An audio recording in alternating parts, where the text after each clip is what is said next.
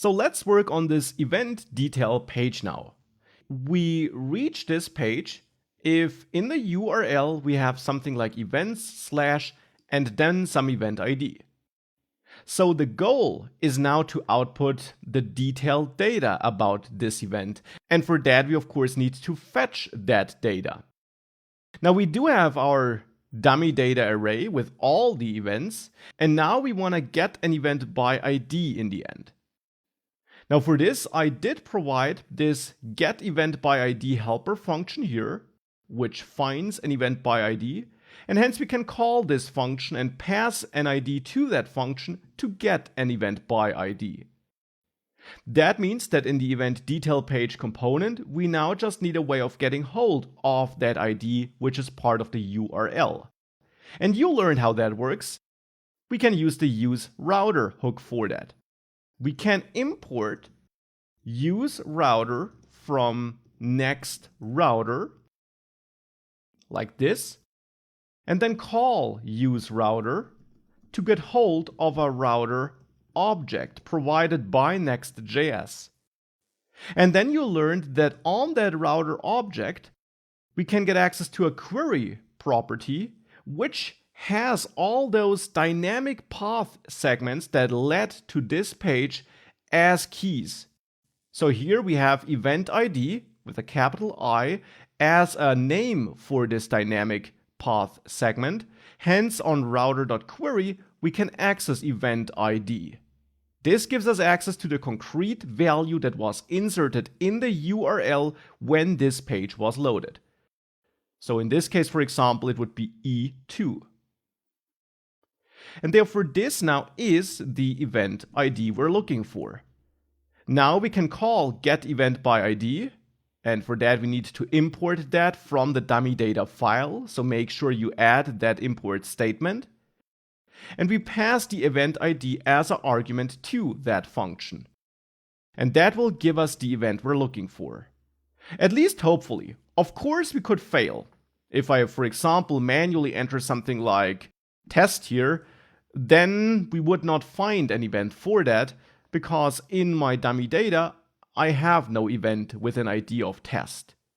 So we should handle that case and check if event is maybe falsy by adding an exclamation mark here, in which case I want to return some error message that we didn't find an event.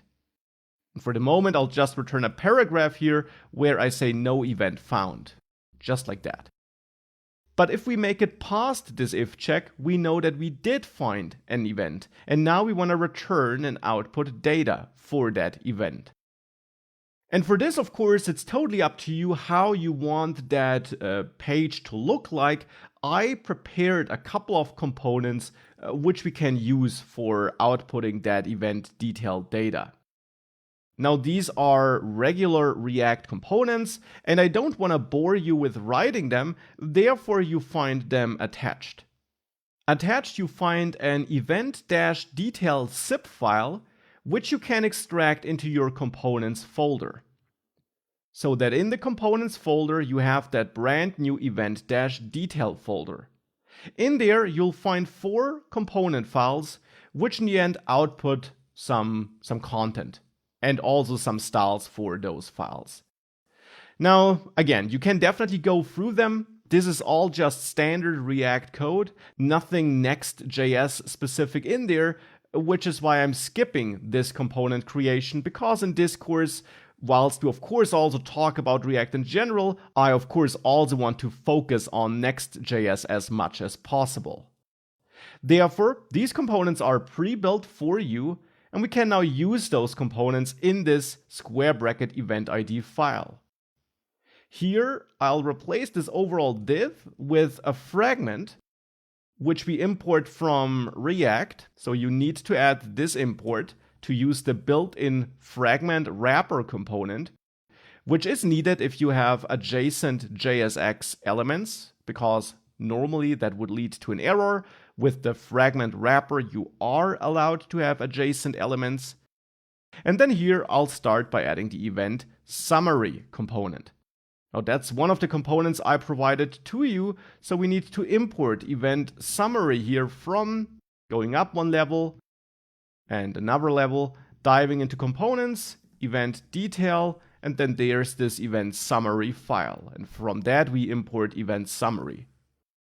And whilst we're here, we can already import another component, the event logistics component, from going up, components, event detail, event logistics, and import the event content component from going up, components, event detail, event content. Now with those components imported, down here we output event summary, event logistics, and event content.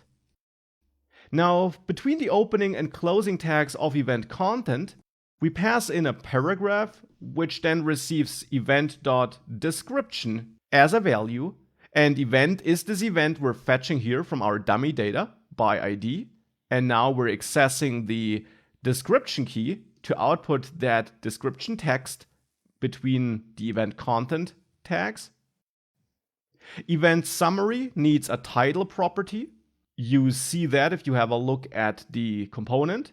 Here I want the title property. So we pass in a title, and that is event.title therefore. And for the event logistics, there we need to pass in the date, the address, the image, and the image alt tag. So here I'll pass in event.date, then pass in an address prop, which has a value of event.location, pass in the image prop, event.image, and the image alt prop with event.title as a value.